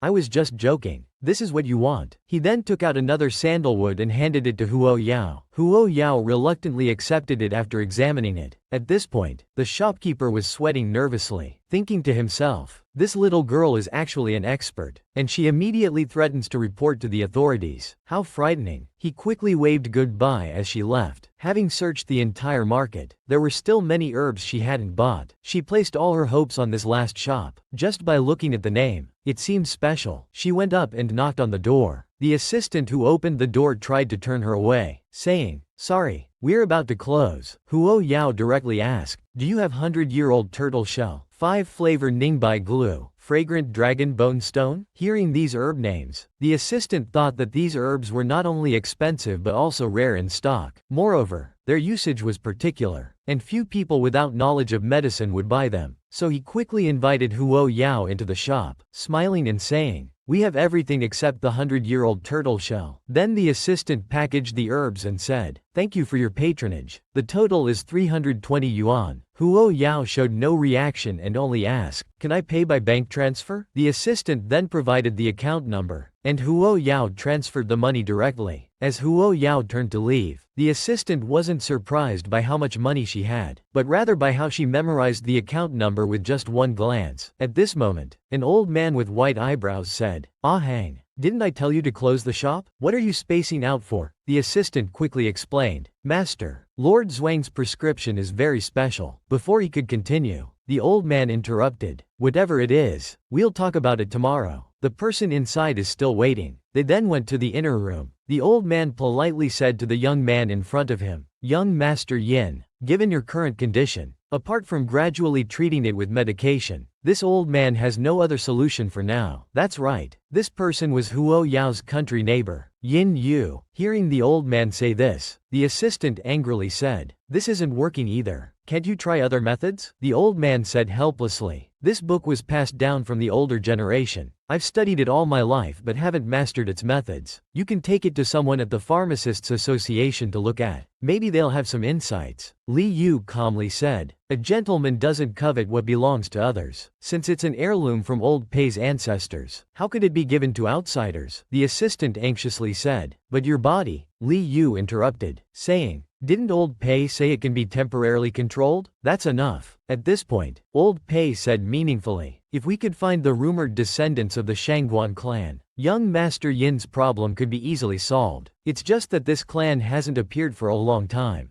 Just because of one sentence from their daughter, Mom suddenly realized that this two-story villa was a bit small. The daughter-doting mom began to worry. "Old Huo, what should we do? Our current house is too small. Our daughter wants a spare room as her craft room, but we don't even have an independent space for her to do crafts at home. I can only temporarily let her use third brother's room. Although third brother has settled abroad, it's not a long-term solution to keep using his room. In crucial moments, it's Dad who comes through." Dad calmly said, "Why don't we move to Yushui Bay? The environment there is good, the house is big, and it's close to our daughter's school." Hearing this, Mom excitedly slapped her thigh. "Oh right, I forgot about that villa. I'll call the designer tomorrow to take a look." See how ordinary parents handled tricky problems so simply and unpretentiously. Huo Yao had just arrived at her third brother's room when she saw the certificates of honor on the wall. The Norris Prize in Medical Biology, the Lasker Award in Medicine. These are the most prestigious international medical awards. She was surprised to find out that her third brother, Huo Yulin, was a medical genius. She couldn't help but regret. "It's a pity he's abroad. Otherwise, we could have discussed this." Suddenly remembering her task, Huo Yao rolled up her sleeves and encouraged herself. "Let's get to work and make this thing quickly." Carefully measuring ingredients, not a gram more or less. Simmering over low heat, not a second more or less. After carefully refining it all night, it was finally done before dawn. Huo Yao stretched contentedly. Then she couldn't help but complain, "If it weren't for returning a favor, I wouldn't bother making such a troublesome thing." Afterwards, she rested briefly and directly contacted Minyu. "Are you free tomorrow? I have something for you." The next day, they met at a tea house. As soon as he entered, Huo Yao smelled a familiar sandalwood scent, similar to the one in Yu Yao Jai. At this time, Minyu was sitting at the tea table and calmly said, "You're here. Sit down and try this famous West Lake Longjing tea." Huo Yao picked up the teacup, took a gentle sniff, and then sipped a little. He couldn't help but praise. "The tea is rich and mellow, smooth and lingering in the mouth. It's truly excellent tea." Li Yu asked, "I heard you participated in an international competition." Huo Yao, holding the teacup, curiously said, "Did the old lady gossip with you again?" Li Yu, however, answered irrelevantly, "After all, I'm your tutor. I should make some contribution."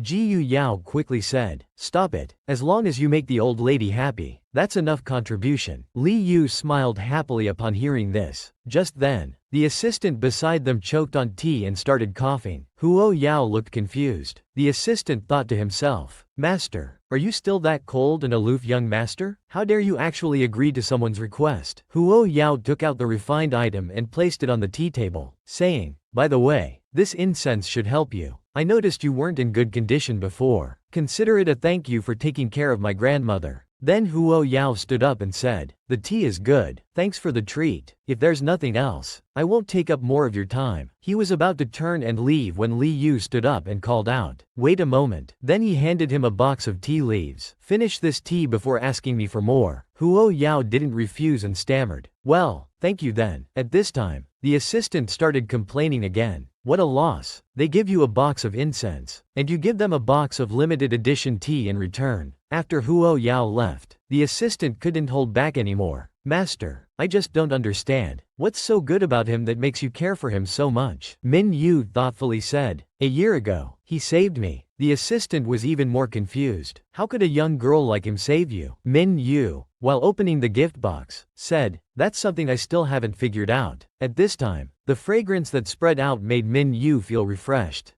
This scent seems like sandalwood, but it's a bit different." Little did he know, this was actually top-grade calming incense, made from hundreds of thousands worth of medicinal materials. The calming incense made by a 17-year-old girl was praised by both national treasures and senior traditional Chinese medicine doctors. As the manager of Yu Yao Jai, he was a prominent figure in the Chinese medicine world. He just took a sniff and excitedly said, "This is the real calming incense. The person who made this must be a genius." He sniffed carefully again and admiringly said, "Marvelous. Truly exquisite." The few herbs used in this calming incense are all targeted at your physical condition. Herbs like Wu Wei Zi and Bai Jia Shang are potent. If you were to decoct them directly, your body certainly couldn't handle it. But now they've been ground into powder and mixed with sandalwood for external use. Not only does it not harm the body, but the medicinal properties are also maximized. This is calming incense specially formulated for you by a master of medicine. The more Pei Lao spoke, the more he admired it. He wanted to meet this top expert, so he said, "Young Master Yin, could you introduce this master to me?" Li Yu awkwardly said, "To be honest, this was given by a friend, but I can assure you, they're not someone who understands pharmacology." At this moment, Pei Lao suddenly remembered the young girl who bought these exact herbs a few days ago. But this must be a coincidence, right? The assistant beside them excitedly asked, "Old Pei, do you mean that if my master uses this incense, he can cure his body?" Pei Lao shook his head helplessly. "Although the musk is useful, it's only for conditioning. It can't completely cure the root cause." Then Pei Lao added, "However, this box of incense can last at least half a year. During this time, I will do my best to find a cure." Minyu felt relieved upon hearing this and bowed to Pei Lao. After expressing his gratitude, he left. On the way home, the assistant curiously said, "I wonder where Miss Huo got this kind of incense. It's amazing." Minyu thoughtfully speculated, "Perhaps it's someone she knows. But to have such high-level friends itself is not simple, right?" Then, Minyu teased, "Do you still think we've suffered a big loss?" The assistant looked embarrassed, but thought to himself, "Not only is it not a loss, it's a huge gain. This is worth much more than tea leaves." Then the assistant said with a grin, "Master, I remember you still have some rare Da Hong Pao tea. Why don't I send some to Miss Huo?" Minyu was quite exasperated by her fickle attitude. Meanwhile, Huo Yao was sitting idly in the classroom, pretending to study Chinese seriously while actually fighting drowsiness. Then someone shouted, "Quick, go check the notice board. The results are out." Subsequently, everyone crowded around the notice board. The first place in the school was officially announced. The students began to discuss. "I can't believe Yi Lian Fan, who has been the top student for years, was surpassed by this transfer student. I heard his Chinese score didn't even pass. Does that mean he got full marks in all other subjects? That's too abnormal." Meanwhile, Lu Shang in the crowd seemed to have lost his shine. He secretly complained, "It's Huo Yao again. Why has everything changed since he came?" So he secretly decided that although he had lost the monthly exam, he must win the national knowledge competition. Can you believe that this pure and otherworldly girl is actually a high-end green tea bitch? Big brother, seeing this uninvited video, said in a flat tone, "Why did you suddenly come to my place today? Don't you have class in the afternoon?" Lu Sha slowly took off her sunglasses and pretended to be weak as she said, "I took leave for the last self-study period. I originally wanted to invite second brother for dinner, but he didn't answer my calls. I don't know if he's busy." Then, changing the subject, she said, "We haven't gathered together for a long time. Why don't you call him and invite him?" Big brother, Look at how she's constantly playing mind games. At this moment, the eldest brother remembered that last time. Because of his words, he misunderstood Huo Yao. The second brother's words left a deep impression on him. Yao Yao is your blood-related sister. So he said, I see he's been quite busy lately. Let's forget it for now. We'll talk about it later. Hearing the eldest brother's response, Lu Sha's hand holding the water cup suddenly tightened. She said disappointedly, okay, I guess that's how it has to be. Then, with an innocent face, she said, I'm just a bit worried. Because of what happened last time, Yao Yao doesn't want to talk to me anymore. Today, the second brother didn't answer my call either. I'm afraid he has misunderstood me. After hearing this, the eldest brother said seriously, you're overthinking. Ping Rui is not someone who can be easily provoked. Besides, Yao Yao is not the kind of person who would speak carelessly. Lu Sha felt slightly relieved after hearing this, but the eldest brother then said, you sit here for a while. I have some work to deal with. Saying this, he turned and left. At this moment, Lu Sha was extremely disappointed. Why did it seem like everything was out of control? It felt terrible. On the other side, the assistant told Huo Ting Rui there was a private call during the court session. He took the phone and saw it was from Lu Sha. Just as he was wondering why Lu Sha was calling him, his eldest brother Huo Yan Shi called. Hello, big brother. What's the matter? I just finished the court session. I saw a missed call from Lu Sha but hadn't had time to call back when you called. But the eldest brother inexplicably asked, Ting Rui, has Yao Yao mentioned Sha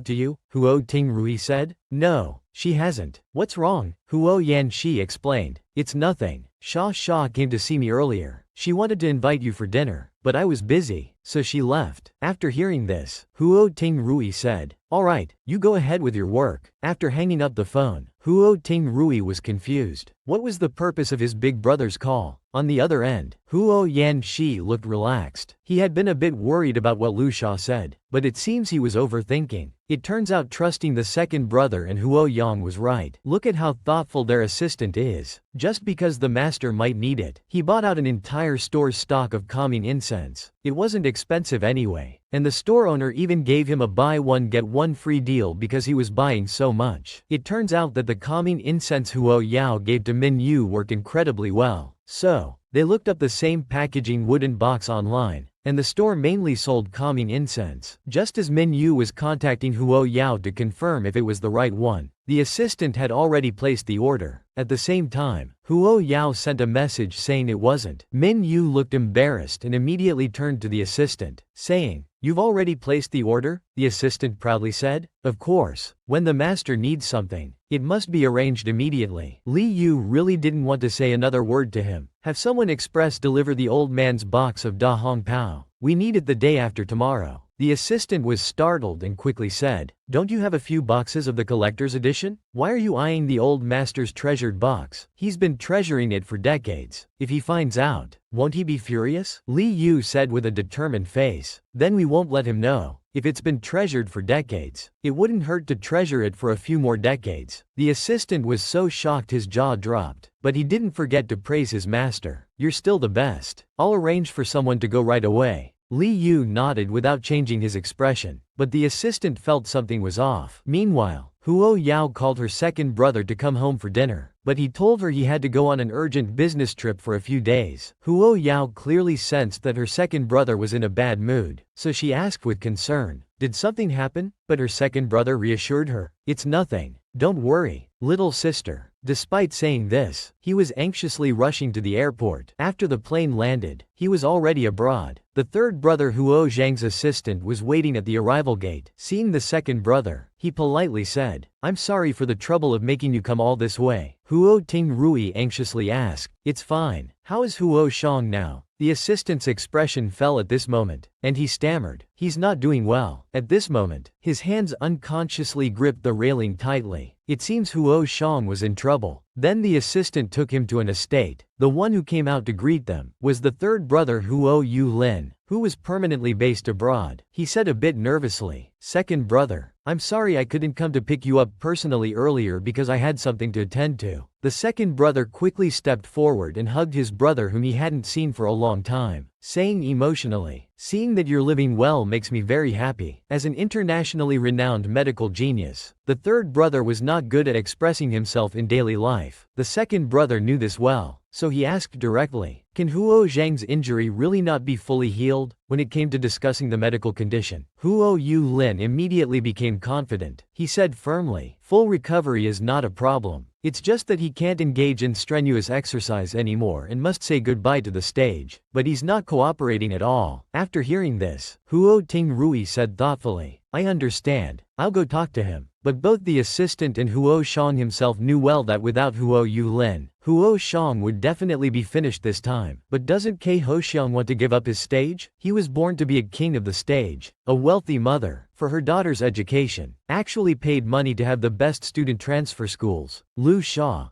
due to the cold attitude of her brothers, returned home feeling gloomy. Her mother saw this and asked, what's wrong? You look like you've lost your soul. Were you bullied at the company? Lu Sha buried her head in a pillow and said softly, no, it's not that. Her mother asked again, then did something happen at school? Then angrily said, is it that person bullying you again? Lu Sha, with tears in her eyes, choked up and said, Mom, please don't ask. Her mother immediately understood and angrily slammed her water glass on the table. Gritting her teeth, she said, that wild girl is nothing but bad luck. Not only did she force your grandmother back to her hometown, but now she's harming you at school. As she spoke, she picked up her phone to make a call. I'm going to ask the Huo family today how they're raising their daughter. Seeing her mother getting serious, Lu Sha, feeling guilty, quickly stopped her. Anxiously, she said, Mom, I really don't have any problems. There's no need to get angry over someone unrelated. Then she snatched her mother's phone away. Her mother angrily said, you're just too kind. You don't even dare to speak up when you're bullied. But Lu Sha knew very well that she had always been the one causing trouble. Seeing her daughter so insistent, her mother didn't want to affect Lu Sha's mood. As the competition exam was tomorrow, she could only think of another way. The next day, the international competition began as scheduled. Just as Huo Yao's parents had dropped their daughter off at the exam venue, they were stopped by a person dressed in formal attire. Our madam would like to invite you both to sit at the coffee shop. Huo Yao's parents were confused. The person added, it's regarding Miss Huo Yao. When they arrived at the coffee shop, they saw Lu's mother with her arms crossed, arrogantly telling the person, Old Zhang, go tell the manager here not to let other customers disturb us. The person obediently replied, yes, madam. This scene, in Mrs. Huo's eyes, was simply petty mischief. She thought, I know so many wealthy female friends, but I've never seen one so exaggerated. While Lu's mother, seeing Mrs. Huo arrive at this high-end coffee shop and her own poor performance, maintained a straight face. She couldn't help but think, clearly from a poor family, yet pretending to have upper-class manners. So she sat formally at the table and said coldly, please, sit down. Order whatever you'd like to drink. But Mrs. Huo impatiently said, our two families have no need for small talk. Get to the point. Lu's mother leisurely picked up her coffee and slowly said, I hope you'll transfer Huo Yao to another school. I don't want anyone bothering our Sha at school. Mrs. Huo was shocked upon hearing this. Lu's mother continued, after all, your daughter's grades aren't good. She can't keep up at first high anyway. It's better to choose a school that suits her. It won't hurt the child's self-esteem that way. At this point, Mrs. Huo was extremely embarrassed. You're saying the top student in the school has poor grades? Your brain must be malfunctioning. Before Mrs. Huo could speak, Lu's mother took out a check for 5 million. Smugly, she said, this should be enough, right? Please keep your daughter in check and don't get involved with our Lu family anymore. Upon hearing this, Mrs. Huo's first thought was, 5 million and you dare to brag? A closet full of clothes would cost more than that. Then she calmly said, after all this talk, I just want to know, how exactly did my daughter bully Sha?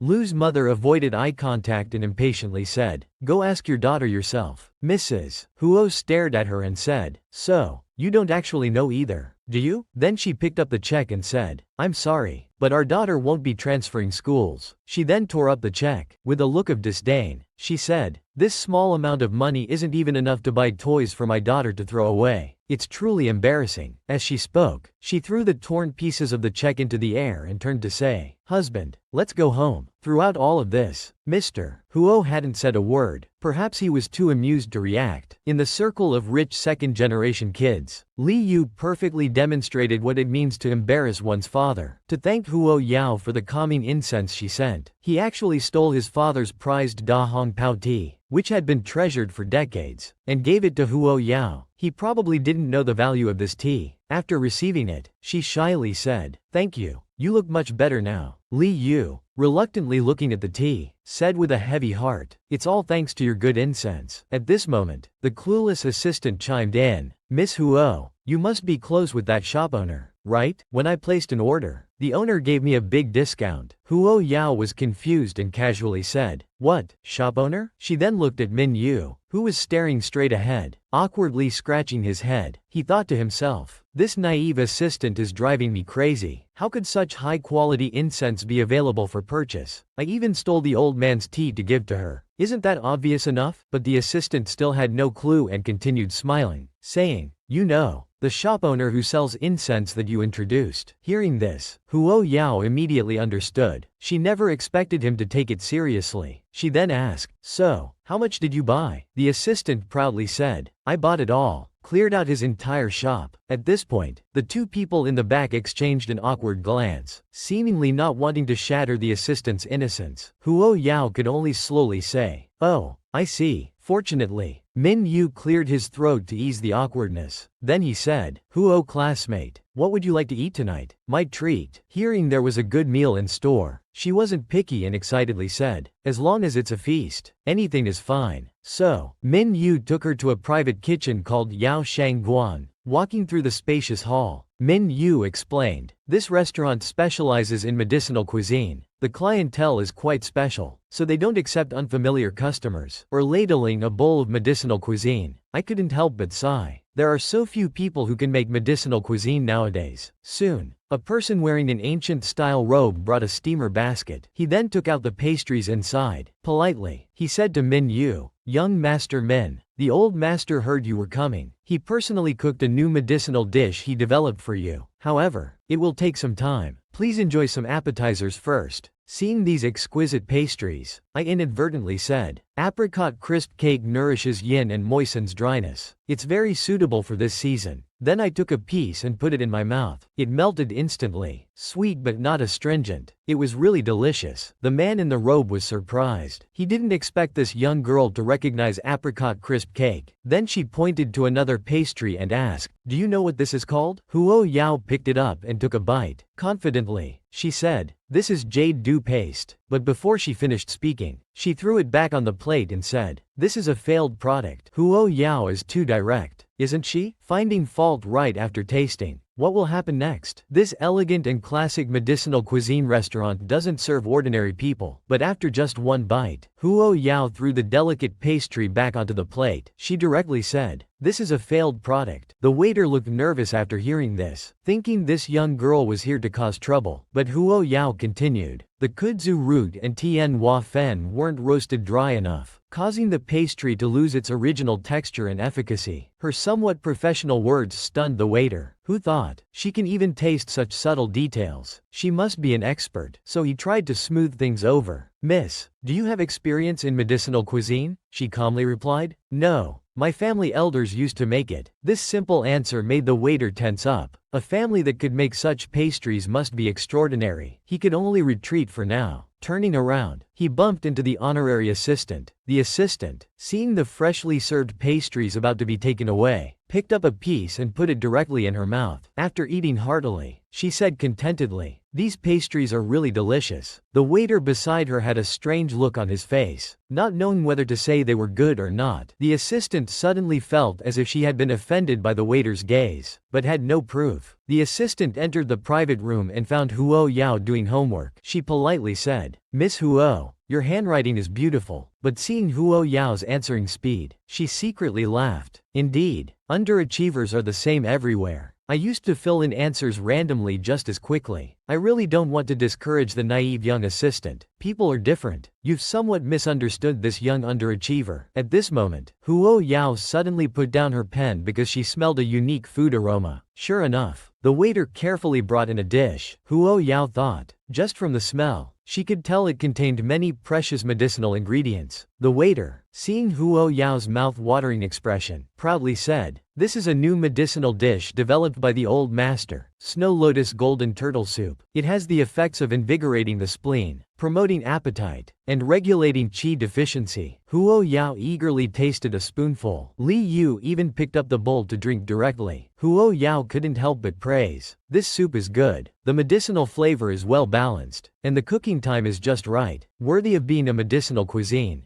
Just as the waiter was about to feel proud, Huo Yao suddenly said, "If you added a bit of the most common yiren, this soup would be perfect." The waiter's face immediately fell. He thought, "This is the result of months of research by the old master. What does a young girl like you know? I thought you were knowledgeable, but now it seems you're just nitpicking." Just as the waiter was about to retort, the old master suddenly appeared and calmly asked, "You just mentioned yiren. Why?" Surprised that the old master had been alerted, she explained, "Yiren is cool in nature and can balance the warm energy between the other herbs and the golden turtle. The combination of medicinal ingredients emphasizes medicinal integration. Even common ingredients, when properly combined, can maximize their inherent effects." The old master kept muttering, "Medicinal integration." After hearing this, the waiter said, "You're just a young girl. What do you know about combining medicinal ingredients? The old master has studied medicine for years. How can an ignorant child like you criticize so casually?" Hearing this, Huo Yao angrily said, "If an old traditional Chinese medicine doctor were criticizing you now, would you think it makes sense? What matters in learning is ability, not age." The waiter was left speechless by Huo Yao's retort and could only say, "You're just quibbling." At this moment, Minyu slammed her bowl on the table angrily and said, "So young people have no right to speak?" Seeing this, the waiter realized he had been impulsive. Offending this young girl was one thing, but he couldn't afford to offend young Master Min in front of him. He reluctantly bowed and apologized. The old master's hand holding the spoon suddenly tightened. He said angrily, "I've wasted 60 years studying medicine, yet I've been trapped in a misconception. I thought only dishes cooked with precious medicinal ingredients deserved to be called medicinal cuisine. How foolish I've been, how foolish." So the old master bowed deeply to Huo Yao and sincerely said, "Young lady, thank you for awakening me from my dream." The waiter, seeing this, was shocked to the point of questioning reality. As the heir to a century-old medicinal cuisine family, he was bowing in gratitude to a young girl, all because of Huo Yao's casual remark. It made the old master, who had spent his life studying medicine, suddenly realize, perhaps this is the spirit of craftsmanship, dedicating one's entire life to a single pursuit. Huo Yao was overwhelmed and hurriedly explained that it was just a casual comment, unworthy of the old master's grand gesture. But in the old master's eyes, Huo Yao isn't a child. He's a master in the field of pharmacology. What he said is correct. The key to combining medicinal herbs is pharmacological integration. Blindly pursuing expensive herbs is actually putting the cart before the horse. The old man couldn't help but sigh, realizing he had indeed grown old and narrow-minded. He then looked at the waiter beside him, feeling ashamed of his earlier rashness. He asked him to sincerely apologize to Huo Yao. He couldn't believe that after so many years, his disciple still lacked the ability to discern. At this moment, the disciple still didn't understand, thinking Master Yi was making a mountain out of a molehill. Even for Mi Shao's sake, it wasn't necessary to be so formal. Despite his thoughts, he reluctantly apologized due to his master's orders. Huo Yao could certainly see through this, but he didn't pursue the matter. After all, people's perceptions are limited. Seeing this, Master Yi felt frustrated with his disciple's lack of progress. He sent him away to serve the dishes, then said kindly, "My outer disciple lacks experience. I apologize for the embarrassment." It must be said that Master Yi handled the situation very tactfully. Then Master Yi directly expressed his intentions. He wanted to take Huo Yao as his disciple. He saw that Huo Yao had a great talent for pharmacology and was very suitable to be a medicinal chef. After hearing this, Huo Yao playfully shook his head, politely declining. At this moment, the assistant beside him cast an envious glance. He told Huo Yao that the Bai family was a century-old medicinal cuisine family, holding a pivotal position in the field of medicinal cuisine. Master Bai had never taken any disciples before, and he hoped Huo Yao would cherish this opportunity. But Huo Yao only wanted to live an ordinary life, so he declined again. saying he wasn't interested. Master Bai was a bit disappointed upon hearing this, but he didn't force Huo Yao. He said Huo Yao could come anytime if he became interested in the future. Minyu quickly smoothed things over, thanking Master Bai for his kindness on Huo Yao's behalf. It was precisely this action from Minyu that further convinced Master Bai that Huo Yao was no ordinary person, because he had never seen young Master Min protect someone like this before. So he politely said, "Young Master Min, you're too kind. Your friend is naturally a friend of our family." Then he left. As Huo Yao and his companions were about to leave after finishing their meal, a waiter came running with a card, saying Master Bai had specifically instructed to give it to them. Li Yu told Huo Yao that this card was very useful. Huo Yao asked curiously, "Does this card offer discounts?" Li Yu explained awkwardly that it could be understood that way. The assistant beside them, seeing their train of thought, showed a disdainful expression. That was clearly a prestigious identity card. How did it become a discount card to them? Later, the disciple asked his master confusedly why he gave such a valuable token to a young girl. Master Yi replied thoughtfully, "It's always good to make a new friend." But the disciple thought his master had truly become senile. How powerful could a 17 or 18-year-old girl be? Look at him. Just an outer disciple with such a narrow perspective and vision. Is your father so confident about having a teenager going through puberty? Huo Yao was just a bit late coming home from dinner with Li Yu, but her parents had already been waiting outside for who knows how long. Finally seeing Huo Yao return, they noticed she was dropped off by a luxury car. Mom pretended to casually crouch down, peering carefully into the car. Sure enough, she saw it was a young man. Seeing her mom's unusual behavior, Huo Yao immediately understood, so she thanked Minyu and let him go home. Watching the departing car, her parents were confused, not having figured out the situation before he left. So mom tentatively said, "Why didn't you invite your friend up for a bit?" Not understanding her meaning, Huo Yao explained it was too late and not convenient. Mom pressed on, "I saw it was a young man, wasn't it?" Realizing she wouldn't be able to avoid explaining tonight, Huo Yao had to say, "He was my former tutor. Back in our hometown when my grades weren't good, he helped me a lot." Hearing he was a tutor, Mom finally felt relieved. She immediately cheered up, not forgetting to complain, "Why didn't you say so earlier? There's nothing inconvenient about that. We should have properly thanked him." Huo Yao thought she had cleared things up with Mom, but her Conan-like dad had noticed something amiss. That car just now, although it was only a common model worth a few million, had a special consecutive number plate, and it was a gold plate. This tutor must have quite a background. Also, how would a tutor from their hometown be here? All these questions made Dad deeply worried. Back home, Huo Yao gave the tea Li had given her to her dad. Dad happily accepted the tea, praising his little cotton jacket for being so filial. As he looked at the tea in his hands, he almost dropped it in shock. No way. It was actually premium Da Hong Pao. Seeing her dad's incredulous expression, Huo Yao asked curiously. Dad's smile stiffened as he asked, "Where did you buy this tea?" Huo Yao explained it was a gift from a friend. Dad was startled and urgently asked, "How? Was it from that tutor of yours?" Huo Yao replied confusedly, "Yes, the Longjing tea last time was also from him." Dad quickly followed up, "No, daughter, isn't he your tutor? Why would he give such expensive tea? You should know. This premium Da Hong Pao is a collector's item I can't even buy with money." Hearing this, Huo Yao felt very awkward. She really didn't know the tea was so expensive, but her own sleep-aiding incense was also priceless. She could only pretend to be naive and explain, "I gave him a handmade sandalwood incense before. Maybe he thought it was useful." Hearing this far-fetched reason, her father was even more convinced of his suspicions. "My silly daughter, no matter how good the sandalwood incense is, it can't compare to the price of this premium Da Hong Pao. That tutor definitely has ulterior motives. This is great. Now the old father will have insomnia. But how could he know? Some sandalwood incense raw materials alone cost 320,000, and even more precious is the daughter's incense-making technique. The old father is really worried sick for his daughter. If there were levels for sister complexes, what level would second brother, this sister doting maniac, be? Just gone abroad for 2 days, and he demands to see his sister as soon as he returns. Huo Yao had to go to the airport to pick him up. When second brother saw his sister, he quickly stepped forward, excitedly stroking her head, feeling sorry that she had been standing waiting for so long. However, Huo Yao avoided second brother and greeted fourth brother and the assistant behind him. The assistant was extremely happy to hear Huo Yao call her by name. Although fourth brother was wearing a mask, he couldn't hide his tired appearance. He didn't expect his sister to come pick them up. Seeing this, second brother pulled Huo Yao close and said awkwardly, all right, let's go quickly. The airport is crowded. We can talk more at home. I could smell the sourness from 80 meters away. He was clearly jealous, just because Huo Yao would rather greet the assistant than him. At the parking lot, second brother wanted to sit with Huo Yao, but found that fourth brother had already occupied the seat next to their sister. He complained about being careless again and had to reluctantly sit in the front passenger seat, silently cursing fourth brother for being such a schemer. After getting in the car, fourth brother took off his mask. He wanted to talk to Huo Xiao but didn't know what topics she liked. At this moment, Huo Xiao looked at fourth brother and noticed his pale face, dark circles under his eyes, and red spots on his forehead. There was also a tourniquet mark on his hand from an IV, so she asked with concern if fourth brother was sick. Fourth brother didn't know how to explain, but luckily second brother came to the rescue, saying, fourth brother is just tired from the flight. Huo Yao half believed it and could only advise fourth brother to rest well at home. Fourth brother didn't explain further and just said, okay, I got it, but in his heart, he knew that no amount of rest would help him recover. After the car arrived home, fourth brother was about to take his luggage, but Wei Yao suddenly grabbed his wrist. As fourth brother was confused, Wei Yao widened her eyes awkwardly and said, sorry, I grabbed the wrong thing, then pulled the suitcase and walked ahead. Fourth brother followed behind, mumbling, thank you, little sister. Actually, I could have managed it myself. In contrast, second brother, left aside, was completely bewildered. He only felt the biting cold wind and a sense of loneliness washed over him. His mind kept doubting, am I really their brother, back home? Mom and dad had been waiting for a long time. Mom saw that fourth son had lost weight again and looked in poor spirits, and couldn't help but feel sorry that he hadn't taken good care of himself. Fourth brother, afraid of worrying mom, said it was just from the flight, but this couldn't fool Huo Yao. The reason she grabbed fourth brother's wrist earlier was to check his pulse. Now she knew that fourth brother's body had suffered trauma, but that wasn't the main issue. Fourth brother's pulse had other problems. Anxious, Huo Yao went straight to her room. She logged into a mysterious pharmaceutical group chat and asked if anyone had recently sold Wu Yu, because she suspected fourth brother had been poisoned with it. Who would research such a poison? It has no effect on ordinary people, only triggering toxicity in those who have suffered neurological trauma. Once triggered, the toxin spreads like vines, rapidly eroding the body's neurons. In the early stages, the poisoned person shows intermittent mania, with dark shadows at the temples. In the middle and late stages, the poisoned person rapidly loses weight and develops unexplained patchy red rashes on the body. All these symptoms had appeared on fourth brother. Who would harbor such strong hatred towards him? This person wants to turn fourth brother into a complete invalid. The next day, when Wei Yao came downstairs and saw fourth brother, she happily greeted him. Although fourth brother smiled back, Huo Yao could clearly see he wasn't in good condition. So Huo Yao handed a bottle of medicine to fourth brother. As fourth brother was puzzled, their father chimed in, it's a great tonic. This is your sister's welcome gift for everyone since she came back. I'm telling you, the effects are amazing. Just look at your old man's robust health. As he said this, he excitedly demonstrated, but accidentally knocked over an antique vase on the redwood cabinet. Their father, heartbroken, exclaimed, oh no, my limited edition blue and white porcelain. This was used by the Qin Emperor's great-grandmother. I wanted to flatter my daughter, but ended up losing 100 million. Li Yu looked at the medicine in his hand with furrowed brows, thinking to himself, no matter how effective it is, my injury is in the spine. What use is a kidney tonic to me? Huo Yao seemed to sense fourth brother's worry, so she cleared her throat and said mischievously, don't overthink it. Your bottle is different from dad's. This is Yusingwen. It's very effective in clearing internal sediment and repairing damaged body functions. Fourth brother just unconsciously said, oh, upon hearing this. Meanwhile, their father, still heartbroken over the porcelain, was shocked. He couldn't help but think, toxin repair? Body function repair? What is my daughter saying? It sounds just like a health product sales pitch. Similarly, fourth brother was also surprised. How did his sister know about his injury? Wei Yao didn't explain further. She happily said, fourth brother, trust me, you must take this. 1 pill every 3 days. Don't forget. Fourth brother tightly clutched the bottle of medicine, but his heart grew heavier. He only said, good little sister, but in his heart, he knew, his sister meant well, but he knew his body was destined to never fully recover, no matter what he took. But how could he know that this frail little sister before him was actually a top expert in the world of medicine? Perhaps what the entire medical community found incurable was just a minor issue for her. When the eldest was looked down upon by the wealthy lady, he felt he had let you down the most. Although their family conditions were average, he believed the children shouldn't suffer. To ensure Huo Yao had face at school, he decided his daughter shouldn't take the bus anymore, so he mysteriously brought his daughter to the garage. Although Huo Yao was confused, she could see her father was particularly happy today. As he spoke, her father led her to an object covered with red cloth. Excitedly, he told his daughter to unveil it, saying there was a surprise. Huo Yao calmly asked, "Did you get a new car?" Her father hadn't expected his daughter to guess so quickly. Slightly embarrassed, he said, "Yes, the old car was too old. We've had it for over a year. The company just gave out quarterly bonuses, so I went ahead and bought a new one." He then urged his daughter to quickly unveil the new car to see how it looked. Huo Yao cooperatively lifted the red cloth. What met her eyes was a top-of-the-line Rolls-Royce, in a not-too-flashy nouveau riche gold. It was truly an unpretentious car. Huo Yao asked in surprise, "Dad, is your bonus really that high?" Her father panicked a bit at this question. He couldn't tell her the car cost over 10 million. What if it scared her? So he smiled and said, "It's alright, though the car looks luxurious. It's actually not expensive, just $1 million or so." Weya looked at the golden goddess hood ornament, lost in thought. Hey, a top-spec Rolls-Royce for 1 million? This old man sure knows how to bluff. Seeing Weya's incredulous expression, her father nervously urged, "Oh my, we're running late. Get in the car. I'll drive you to school." However, when her father drove near the school, Huo asked him to stop. Her father reluctantly said, "I can drop you off at the school gate." Huo quickly refused. "No need, Dad. Really, you can go back now." After getting out of the car, Huo felt relieved. She thought to herself, "What a joke. With such a flashy car, I'd be stared at like a monkey if he drove me to the school gate." Her father could only reluctantly say goodbye to his daughter. As luck would have it, Lu Shaw's private car just passed by. When the driver saw the luxury car by the roadside, he couldn't help but remark that this family must be extraordinary. Lu Shaw, seeing Huo Yao walking, immediately asked the driver to stop. She called out loudly to Huo Yao. Out of nowhere, she said, "Before the competition results are out, I advise you to withdraw from the contest." Then she left abruptly. Huo Yao was puzzled. She suddenly thought, could this be related to the anonymous package she received a couple of days ago? When she opened it, she found it contained study materials for this national competition. After Huo Yang's extensive inquiries, it was discovered that the sender was Lu Shaw's new assistant. Could someone be setting Huo Yang up? It's hard to believe that the principal of this century-old school would do such a thing, colluding with the English teacher to trap Huo Yao. As a top student, Huo Yao had her share of troubles. The green tea bitch Lu Shaw kept causing problems for her. This time she even threatened Huo Yao to withdraw from the international competition. Huo Yao didn't let her off easy, retorting, "Who do you think you are?" This left Lu Shaw losing her composure. Huo Yao moved closer to Lu Shaw, sneering,